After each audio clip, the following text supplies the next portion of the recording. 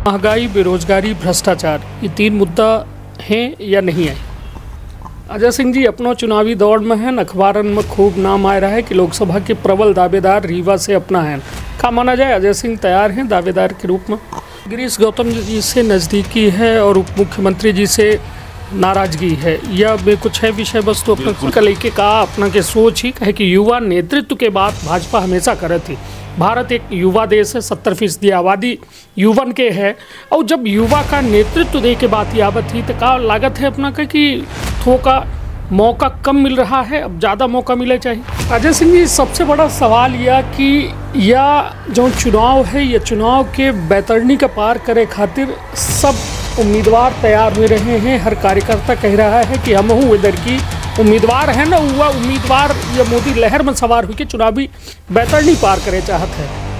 कैसा सामंजस्य बैठ पाई कि एक अनार 500 बीमार है, एक अनार 100 बीमार नहीं आई, इतने ज़्यादा एक संख्या है उम्मीदवारन के, कैसा सामंजस्य बैठ पाई का लागत? अध्यक्ष जी, एक अब जब जवाब अपना के इतना बिल्कुल गठीला जवाब अपना के द्वारा दीन गा, तब यह जाने चाहिए थी युवा की उम्र के दायरा कैसा अपना पचेता करी थी। कहे कि यह राहुल गांधी जी का युवा कहा जाता है, यदि विंध्य महामई थे तो अजय सिंह राहुलों का, जिनकर उम्र लगभग 70 वर्ष होने वाली है, उन्हों का युवा कहा जाता है। तो युवा की अपना बच्चे कैसा निर्धारण करी थी कि का उम्र के दायरा हो जाए?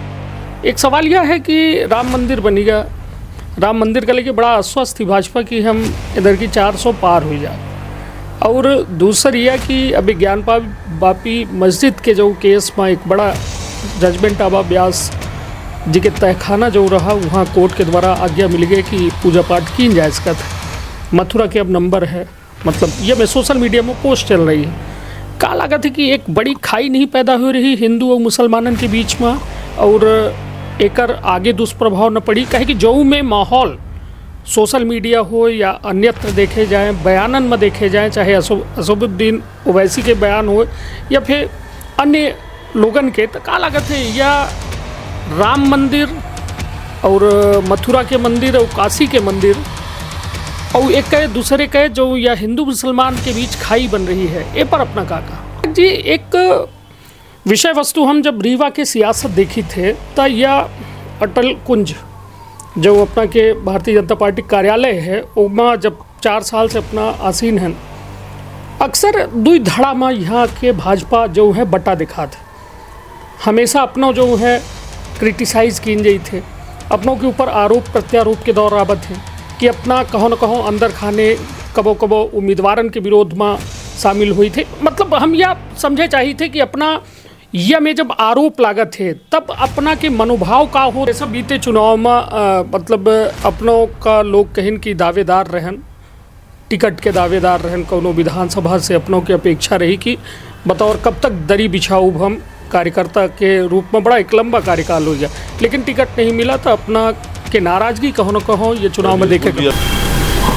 देश में अब आम चुनाव मतलब लोकसभा चुनाव के तैयारी अब शुरू हो चुकी है। लोकसभा चुनाव वह बहुप्रतीक्षित चुनाव है, जैसे यह देश जो है सबसे बड़े लोकतांत्रिक देश हो के दावा करत है, विश्वास करत है, वो एक संवैधानिक व्यवस्था के इंतज़ार करत है। हमारे साथ हैं बातचीत करे खातिर रीवा के भाजपा के जिलाध्यक्ष अजय सिंह जी, जो लगातार जो है अपने कार्यकाल में भाजपा का एक जो कहा जाए जीत की ओर अग्रसर करीन, और यहाँ तक कि परिणाम में लगातार सुधार दर सुधार हो दिए। माना यह जाता है कि एक बेहतर कार्यकाल के तौर पर मध्य प्रदेश में रीवा एक अपन अलग स्थान बनाइस, और अजय सिंह के नेतृत्व में रीवा एक अलग नेतृत्व का मजबूत और कसय में जो है कहो न कहो सक्षम भी और सफलता हासिल करें। अजय सिंह जी, लोकसभा चुनाव अब कह सकी थे कि मूड़े में है, और अमूमन भाजपा ये दावा कर रही थी कि हम 365 दिन लगातार जो है चुनाव के तैयारी में लगे रही थे, चुनाव कबो हो जाए ऐसे कोनो फर्क नहीं पड़े। का कुछ तैयारी है रीवा में इधर की?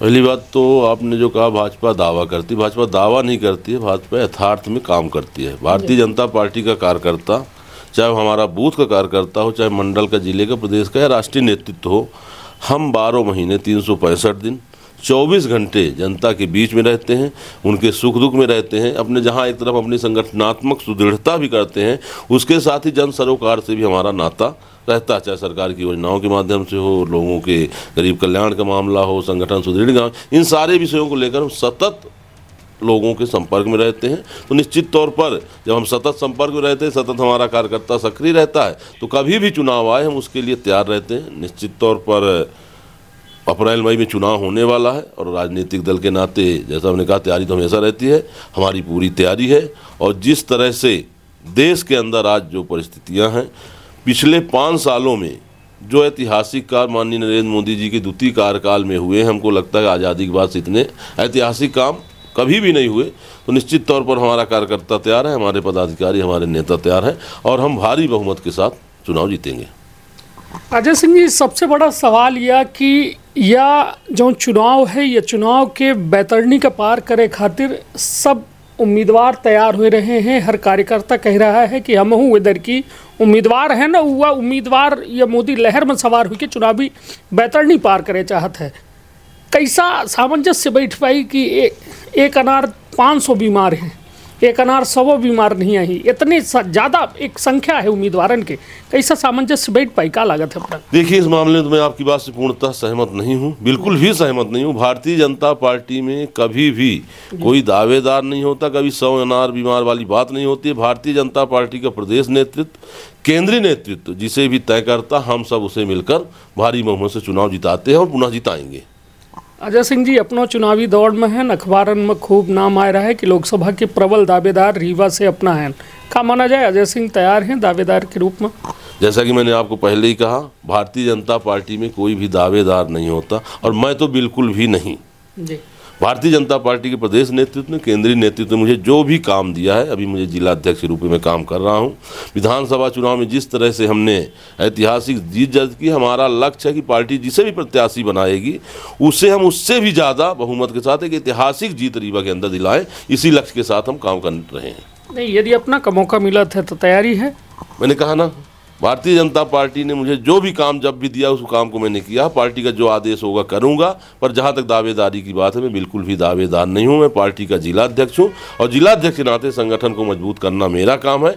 पार्टी जिसे भी टिकट देगी उसे हम चुनाव जिताने का काम मेरा है। चलिए, तो कुल मिलाए के जिलाध्यक्ष ये बात स्पष्ट कह रहे हैं कि हम दावेदार नहीं आए हैं, लेकिन पार्टी जो है कार्यकर्तन के सर्वे करत थी, फिर चयन करत थी। हालांकि अभी ज़्यादा नाक दूर के हंसिया वाला बात थी कि अब बहुत जल्द शायद उम्मीदवारन की घोषणा हुई। कहे कि अप्रैल और मई में यदि चुनाव हुई तब फिर तैयारी हुआ हिसाब से अब बहुत कम दिन बचे हैं। अध्यक्ष जी, युवन का लेके का अपना के सोच ही कहे कि युवा नेतृत्व के बात भाजपा हमेशा करे थी। भारत एक युवा देश है, 70% आबादी युवन के है, और जब युवा का नेतृत्व दे के बात यावत थी तो का लागत है अपना का कि थोड़ा मौका कम मिल रहा है, अब ज़्यादा मौका मिले चाहिए? मुझे लगता है कि भारतीय जनता पार्टी ने जितना मौका और जितना अवसर युवाओं को सामने लाने का जितना काम किया है, भारत के राजनीतिक इतिहास में किसी भी दल के द्वारा नहीं किया गया है। और ऐसा नहीं कि हम सिर्फ कहते, पहले हमने करके दिखाया। भारतीय जनता पार्टी ने पिछले संगठनात्मक चुनाव में हमारे सभी मंडल अध्यक्ष, मध्य प्रदेश के अंदर 1076 मंडल हैं, रीवा जिले के अंदर हमारे 26 मंडल हैं। सभी 26 मंडल अध्यक्षों को पार्टी ने तय किया कि इस बार हम 40 वर्ष से कम युवाओं को ही मंडल अध्यक्ष बनाएंगे। ये सामान्य बात नहीं है। किसी भी राजनीतिक दल के द्वारा ये निर्णय कर लेना कि हम 40 वर्ष नए युवाओं को अध्यक्ष बनाएंगे। पहले से जो कार्यकर्ता काम कर रहे हैं, हमारे बहुत वरिष्ठ नेता हैं, पर उसके बाद भी ये निर्णय लेना और इस निर्णय को फलीभूत करना, इम्प्लीमेंट करना। और उसके बाद जिला अध्यक्षों में भी आप देखिए, पार्टी ने निर्णय लिया कि हम 50 से 55 वर्ष से कम आयु के लोगों को जिला अध्यक्ष बनाएंगे और 90-95% से ज़्यादा जिला अध्यक्ष 50 से कम उम्र के हैं। तो हमने अगर कहते हैं, भारतीय जनता पार्टी कहती है, तो करके दिखाया है। कोई भी दल मैं कह चुनौती देता हूं कि एक साथ प्रदेश भर के, देश भर के मंडलों में 40 वर्ष के नीचे या 50 वर्ष के नीचे करके दिखाए। कहना तो ठीक है कि भगत सिंह पैदा होना चाहिए, पर अपने घर में पैदा करना, मेरे घर में हो, तो भारतीय जनता पार्टी ने अपने संगठन में सबसे पहले करके दिखाया है। फिर उसके बाद चाहे विधानसभा की बात हो, चाहे स्थानीय निकाय के चुनाव हो, चाहे कोई भी चुनाव हुए हैं, हमने युवाओं को ज़्यादा से ज़्यादा मौका देने का काम किया है और युवाओं को सामने लाने का काम किया है।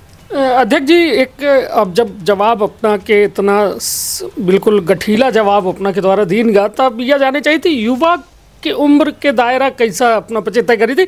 कहे कि यहाँ राहुल गांधी जी का युवा कहा जाता है, यदि विंध्य महामई थे तो अजय सिंह राहुलों का, जिनका उम्र लगभग 70 वर्ष होने वाली है, उन्हों का युवा कहा जाता है। तो युवा की अपना पचे कैसा निर्धारण करी थी कि का उम्र के दायरा हो जाए? देखिए, ये एक आप तकनीकी विषय आपने रख दिया कि टेक्निकल, तो उसमें तो अगर हम अध्ययन में जाएं, शास्त्रों में जाएं, तो अपना प्रोफेसरों रह चुके हैं। जी, तो मैं वही बता रहा हूँ, शास्त्रों में जाएं तो एक अलग अलग उम्र तय है कि यहाँ तक रहेगा तो एडल्ट होगा, एडोलेसेंट होगा, ये होगा, ये होगा। पर राजनीति में आपने दो चीज़ें, एक तो आपने जो उदाहरण दिए, मैं पिछले लगभग 4 साल से अध्यक्ष हूँ, मैं आरोप की राजनीति बिल्कुल नहीं करता, न मैं किसी प्रकार का व्यक्तिगत टिप्पणी नहीं करता। वो कांग्रेस का अपना विषय है, वो युवा बोले, सोनिया गांधी जी को युवा बोले, राहुल जी को युवा बोले, ये उनका मैटर, हमारा मैटर बिल्कुल भी नहीं है। पर युवा का एक है कि कम से कम किसी ऐसे व्यक्ति को, जैसे आपने जो नाम लिए हैं अपने स्थानीय स्तर पर, कहीं अगर कोई युवा कहेगा तो थोड़ा सा हास्यास्पद लगता है, पर वो मन से अपने आप को युवा मानते हैं, कार्य करने की क्षमता युवाओं जैसी होगी, मानते हैं। नहीं तो उम्र के, राजनीतिक युवा के उम्र का होती, हम यह जानना चाहिए। अब देखिए, राजनीतिक युवा तो उसकी उम्र जो राजनीति की स्टार्टिंग होती है वो 20-22 के पहले तो होती नहीं है, अध्ययन अध्यापन की बात होती है। तो अगर 20-22 के पहले राजनीति करता तो कम से कम राजनीति प्रारंभ करने से 10-15 साल तो युवा माना जाएगा, ऐसा ही मेरा मानना है। मतलब 40 के अंदर अंदर राजनीतिक युवा अपना के कैलकुलेशन माना जाएगा। ठीक है, उसको एक बात को ना पकड़े। हमने कहा अगर कोई राजनीति 20 में शुरू करेगा तो 35-40 साल तक में वो 20 साल की राजनीति कर लेगा। जो 40 में राजनीति शुरू कर रहा तो उसकी अगर हम 10 साल राजनीति का आयु माने तो 50 हो जाती है। तो मन से युवा हो, काम करने की क्षमता हो, काम में लगातार काम कर रहा हो, और निश्चित तौर पर 50 से तो नहीं तक है। निश्चित तौर पर अपना प्रोफेसर के कार्य अपना करी नहीं हो के बाद राजनीति में अपना के जिलाध्यक्ष के दायित्व संभाल रहे हैं, तो निश्चित तौर पर यह सवाल हमारे मन के या पर्सनल सवालों हो सकते हैं, या फिर यह में सवाल अपनों पंचन के मन में शायद आवत हो। अध्यक्ष जी, एक विषय वस्तु हम जब रीवा के सियासत देखी थे तो यह अटल कुंज जो अपना के भारतीय जनता पार्टी कार्यालय है, उसमें जब 4 साल से अपना आसीन है, अक्सर दुई धड़ा में यहाँ के भाजपा जो है बटा दिखा थे, हमेशा अपनों जो है क्रिटिसाइज किन जाई थे, अपनों के ऊपर आरोप प्रत्यारोप के दौर आवत हैं कि अपना कहो न कहो अंदर खाने कबो कबो उम्मीदवारन के विरोध में शामिल हुई थे। मतलब हम यह समझे चाहिए थे कि अपना यह में जब आरोप लागत है तब अपना के मनोभाव का होते है, और फिर उसे कैसा अपना आगे बढ़ के अपने आत्मविश्वास का अपना मजबूत कर पाई थे। पहला तो भारतीय जनता पार्टी में किसी भी प्रकार की कोई गुटबाजी नहीं है। यहाँ कोई भी निर्णय होता है, कोई भी काम होता है, हम सब लोग बैठते हैं, हमारे अपने अलग अलग प्लेटफार्म हैं और सब सामूहिक निर्णय होता है। इसलिए हम किसी भी प्रकार की गुटबाजी है, कोई पक्ष है, कोई इसका है, कोई इसका है, रीवा में बिल्कुल ही मानने को तैयार नहीं हूँ। और निश्चित तौर पर जब गुटबाजी नहीं है तो कोई आरोप का सवाल ही नहीं उठता। और रही बात राजनीतिक क्षेत्र में है, हमारे भारतीय जनता पार्टी के तो किसी कार्यकर्ता पदाधिकारी हमारे नेता ने आरोप नहीं लगाया। बाकी विपक्ष का काम है, निश्चित तौर पर कुछ बचा ही नहीं है, तो कोई बातें आती होंगी तो उसकी सफाई देना मैं बहुत उचित समझता नहीं हूँ, क्योंकि ऐसे कोई स्पष्ट आप किसी आरोप की बात करें तो मैं उस पर बात करूँ, कोई आरोप लगते होंगे, अब जब लगेंगे तब देखेंगे। नहीं, जैसा बीते चुनाव में मतलब अपनों का लोग कहीं की दावेदार रहन, टिकट के दावेदार रहन, कोनो विधानसभा से अपनों की अपेक्षा रही कि बतौर कब तक दरी बिछाऊ हम कार्यकर्ता के रूप में, बड़ा एक लंबा कार्यकाल हो गया, लेकिन टिकट नहीं मिला तो अपना के नाराजगी कहो न कहो ये चुनाव में देखे। अभी भी आपको बता, मैं बिल्कुल भी दावेदार नहीं था किसी भी तरह से, किसी भी विधानसभा में मैं दावेदार नहीं था। मैं पार्टी का जिला अध्यक्ष हूँ, मेरा काम था 8 सीट को जितवा के लाना, और मैंने प्रयास किया और हमारे भारी बहुमत से जीते। एक सीट हम 600 वोट से जरूर हार गए हैं, पर वोट प्रतिशत भी पिछली बार की अपेक्षा काफ़ी ज़्यादा बढ़ा है। पूरे प्रदेश में जहां हम 48.5% से ज़्यादा वोट पाए हैं, रीवा में भी हमने उससे भी ज़्यादा आंकड़ा बढ़ा है, और हमें जनता ने भरपूर समर्थन और आशीर्वाद दिया है। किसी प्रकार का कहीं आरोप मेरे किसी भी प्रत्याशी के द्वारा, मेरे किसी भी नेता के द्वारा कहीं भी किसी तरह की कोई बात नहीं है। और पार्टी का जिला अध्यक्ष होने के नाते मुझे तो मेरी जिम्मेवारी है कि कोई भी जीतेगा श्रेय मुझे ही होना, तो निश्चित तौर पर मेरा उद्देश्य था और उसके लिए मैंने प्राण बल लगा कि मैं 8 सीट जिताऊँ और उसके लिए हमने अच्छा बहुमत प्राप्त किया है। गिरीश गौतम जी से नज़दीकी है और उप मुख्यमंत्री जी से नाराजगी है, या में कुछ है विषय वस्तु अपना? बिल्कुल भी नहीं है। मेरे लिए माननीय उप मुख्यमंत्री जी भी हमारे आदरणीय हैं, आज हमारे मध्य प्रदेश के उप मुख्यमंत्री हैं, हमारे नेता हैं और हमारे लिए आदरणीय। और समय समय पर आप देखते होंगे जब संगठनात्मक जो भी विषय आते हैं, मैं भी घर जाता हूं, वो भी कभी कभी कार्यालय कोई विषय होता आते हैं, कार्यक्रमों में हमेशा रहते हैं। माननीय गिरीश गौतम जी हमारे माननीय विधानसभा के अध्यक्ष थे, एक संवैधानिक पद में उनका भी एक अपना सम्मान है। और भी आज हमारे पार्टी के माननीय विधायक हैं, वो भी वरिष्ठ है, 4 बार से विधायक हैं, 5 बार से हमारे लिए आदरणीय है। हमारे लिए दोनों ही आदरणीय है और दोनों ही हमारे लिए सामान्य है। अभय मिश्रा जी अपना के कार्यकाल में भाजपा में सदस्यता लेकिन बाकायदा प्रेस कॉन्फ्रेंस में हमहू पचे मौजूद रहन, बड़े ऊर्जावान स्थिति में अपना उनका ले आयन। और बाकायदा अभय मिश्रा जी जैसा जो राजनीति करे वाले लोग हैं, हालांकि अपने के उम्मीदवार का सिमरिया में 600 वोटन से हराए दिन लगभग, तो यह में राजनीतिक लोगन का अपना का सोचित है इनके बारे में, का नजरिया? मैंने भी आपके जैसे ही आपने साक्षात्कार प्रारंभ किया, मैंने पहले ही कहा मैं व्यक्तिगत टिप्पणी और आरोप की राजनीति कभी नहीं करता हूँ। 4 साल में मैंने कभी किया भी नहीं है। मेरे या तो समाचार पत्रों में या इलेक्ट्रॉनिक मीडिया में या किसी में व्यक्तिगत भी मैंने कभी किसी भी कोई आरोप या व्यक्तिगत टिप्पणी नहीं करता हूँ। रही बात अभय मिश्रा जी की, तो अभय मिश्रा जी ने प्रदेश नेतृत्व के हाथों सदस्यता ग्रहण की थी।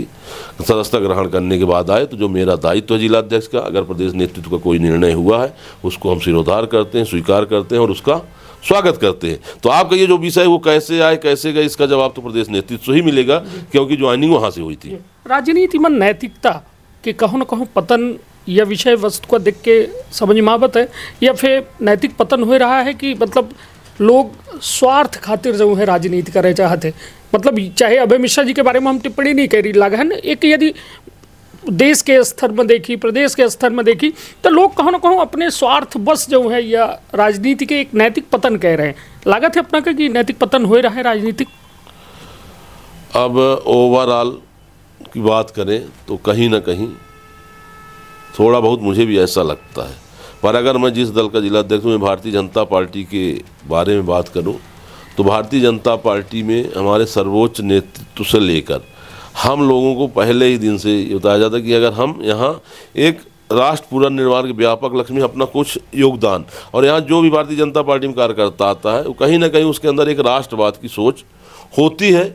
और निश्चित तौर पर राष्ट्रवाद की सोच होती है तो देश के लिए, समाज के लिए कुछ करने की मंशा के साथ राजनीति में प्रवेश करता है। और हम राजनीति को समाज सेवा के रूप में लेते हैं। और विगत 3 वर्षों में हमने 4 वर्षों में जो रीवा में सेवा ही संगठन, इस मूल मंत्र के साथ संगठन को सशक्तिकरण की दिशा में ले जाने के लिए हमने पूरा अपना 4 साल समर्पित किया है। और भारतीय जनता पार्टी के हर कार्यकर्ता, हर पदाधिकारी और हर जनप्रतिनिधि का कम से कम यही उद्देश्य होता है। बाकी दलों के बारे में आप उनसे जानकारी ले सकते हैं, पर कहीं ना कहीं ओवरऑल देखा जाए तो कुछ हद तक गिरावट आ रही है। भैया अब बात राहुल गांधी जी के कि वो न्याय यात्रा निकाल रहे हैं देश भर में, एक बार फिर से वो न्याय यात्रा निकाल रहे हैं। और यह कहा जा लगे उनके द्वारा कि हम पचे जब तक न्याय न मिली तब तक यह यात्रा, यह न्याय के अंत तक, मतलब न्याय मिले तक की यात्रा है। का लागत है यह न्याय यात्रा, कैसे न्याय मांगा जा रहा है उनके द्वारा? मैं पहले तो उनसे ये पूछना चाहता हूँ कि अन्याय हुआ क्या है। पहले तो आप ये बताओ कि ये अन्याय हुआ है और मुझे ये न्याय चाहिए। दूसरा, इतने वर्षों तक आपके परिवार ने, आपके दल ने राज किया है, और जिस दल और जिस परिवार ने ही राज किया हो वो अन्याय की बात करे तो ये हास्यास्पद लगता है, उसके अलावा मुझे कुछ भी नहीं लगता। दूसरा, देश के अंदर जिस तरह से परिस्थितियां बन रही हैं, जिस तरह से हमारे विश्व के सबसे लोकप्रिय नेता, हम कह सकते हैं हमारे देश के नहीं, विश्व के सबसे प्रभावी और लोकप्रिय नेता नरेंद्र मोदी जी की जो लोकप्रियता बढ़ती जा रही है, और जो माननीय नरेंद्र मोदी जी ने एक कांग्रेस मुक्त भारत का नारा दिया था, हमको लगता है कि वो साकार होने की दिशा में बढ़ रहा, और उसकी बौखलाहट, और निश्चित तौर पर इतनी पुरानी राजनीतिक पार्टी है और ख़त्म होने की कगार पे हो रही, कुछ ना कुछ तो करेंगे। और कुछ ना कुछ करेंगे, करने को कुछ है नहीं, मुद्दे कोई है नहीं, कोई ऐसा मुद्दा है नहीं जिसको लेके चले। और दूसरा, जन सरोकार से तो उनका कोई सरोकार कभी रहा ही नहीं है कांग्रेस का। तो अब अनर्गल प्रलाप के अलावा उनके पास बचा नहीं है, और ये भी वही अनर्गल प्रलाप ही है। कुछ करना है, इसलिए कुछ करना है। ये महंगाई, बेरोजगारी, भ्रष्टाचार, ये 3 मुद्दा हैं या नहीं है? महंगाई लागत ही की है कि नहीं देश में, बेरोजगारी है कि नहीं है, और भ्रष्टाचार है कि नहीं है देश में? अब इसमें 2 चीज़ें हैं जी।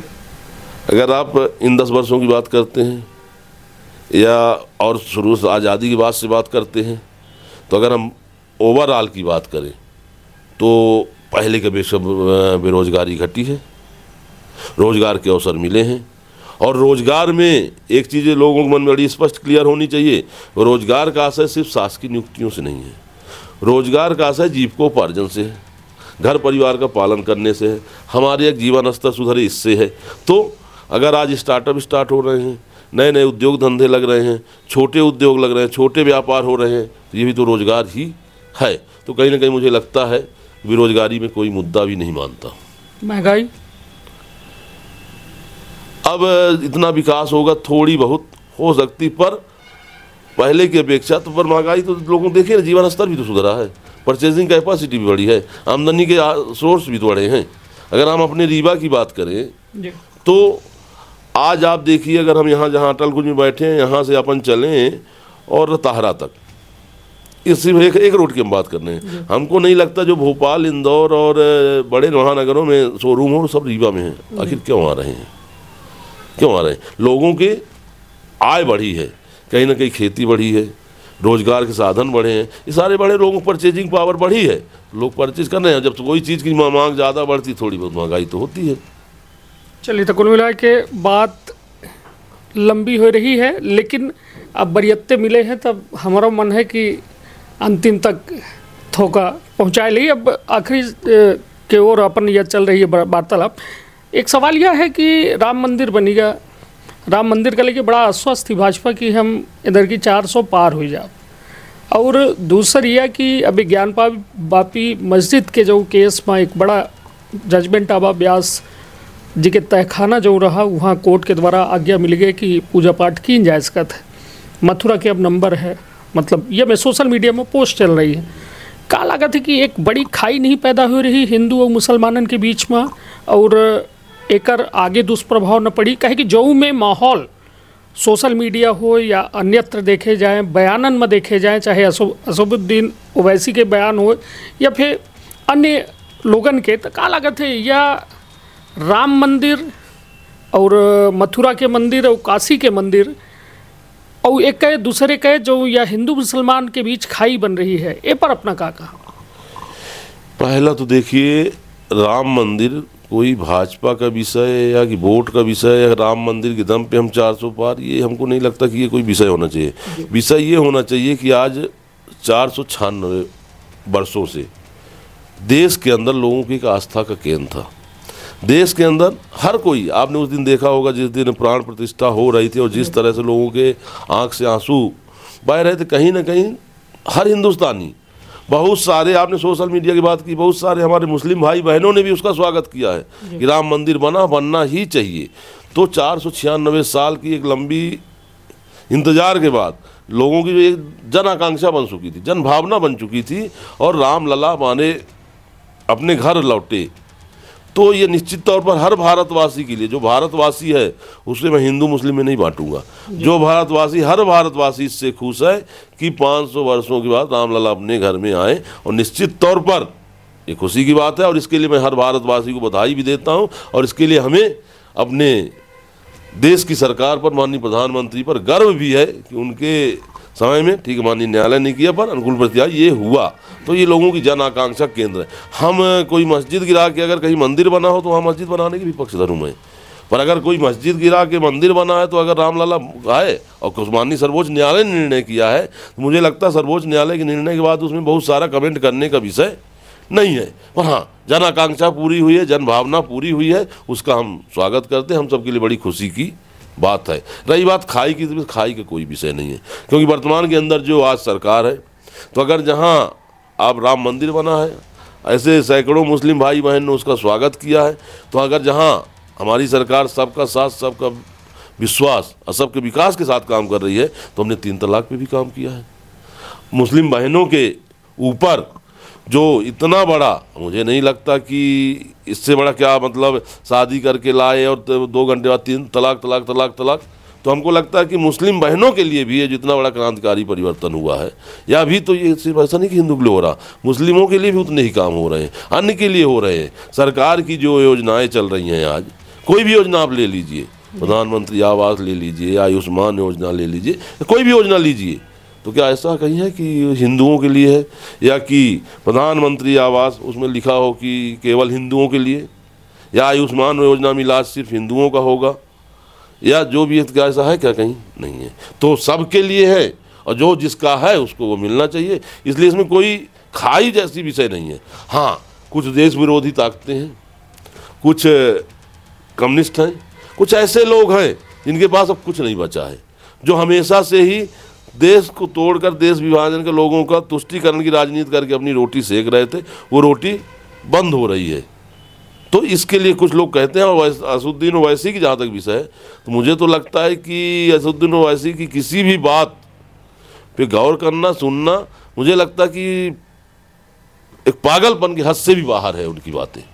सुने कब वो भाषण असदुद्दीन मैंने कभी नहीं सुना, मैंने कभी नहीं सुना। समाचार पत्र, सोशल मीडिया में कभी स्क्रॉल करते थोड़ा बहुत देख लेता हूँ, पर जो कोई उनके बयान रहते हैं, तो मुझे नहीं लगता कि कोई एक समझदार व्यक्ति या कोई जो भारत से अपने प्रेम करता वो तो नहीं कर सकता। चलिए, तो निश्चित तौर पर हमारे साथ रहे हैं जिलाध्यक्ष भाजपा अजय सिंह जी, जिनके द्वारा साफ तौर पर 2024 में होने वाले जा रहे लोकसभा चुनाव को लेके अपन बेवाक राय रखी गए, हर सवालन के वह मजबूती से जवाब देंगे जौने के दावा भाजपा कर थी कि हम 365 दिन लगातार चुनावी तैयारी में लगे रही थे। तो निश्चित तौर पर यह सिलसिला जारी रही, फिर कोनो नए विषय को लेके फिर हुई कोनो खास व्यक्तित्व से खास मुलाकात। तब तक आपन अपने परिवार के रखी बहुत ख्याल। धन्यवाद, प्रणाम।